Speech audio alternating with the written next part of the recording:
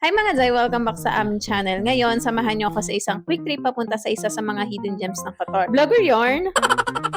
Sasama kayo? Sasama kayo. Let's go! Maaga kaming umalis dahil malayo-layo ang biyahe. Mga 2 oras din ang aabutin. Pero promise ko sa inyo, worth it ito. Zay, siguro yung worth it yan, Zay. Umising ako ng maaga, Zay. At dahil mahaba-haba ang biyahe, dumaan muna kami ng tea time para bumili netong karak. Yes mga Zay, wala tayong pambili ng Starbucks mga Zay. Tea time lang talagang budget natin. Sa kasagsagan ng Shamal Road, huminto muna kami mga Zay. Tingnan nyo naman, zero visibility mga Zay, no? Mahirap na delicates, baka mategi tayo ng maaga.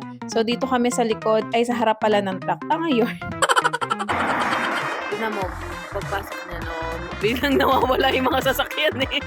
At bumaba na nga ng sasakyan si Ian mga Zay para punasan yung salamin ng sasakyan namin kasi baka mabangga kami mamaya kasi talagang sobrang mafag talaga. At mga Zay, kung nanood kayo ng The Mist na movie, parang ganito yung Zay, naglalakad yung usok. Sa mga hindi pa nakapanood, Bala kayo.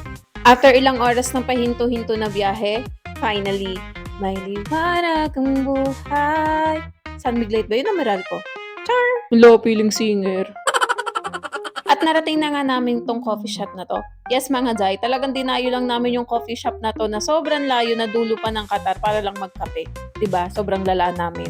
At syempre, ano pa bang gagawin dito? Tara na, promote ng kape. Grabing trip to, talagang dumayo pa sa dulo ng Qatar para lang magkape. Iba ba lasa ng kape dito? gusto nyo yarny. 2 kape lang talaga in order namin mga Zay. Mas mahal pa yung gas. Para naman hindi masayang yung punta natin dito, tara't maglakad-lakad tayo. Pumunta tayo dun sa dulo, dun yung sa mabatong island bar na yon. Hay, talaga naman, makakuha lang ng video kahit kanda silaw-silaw ka na Zay, no?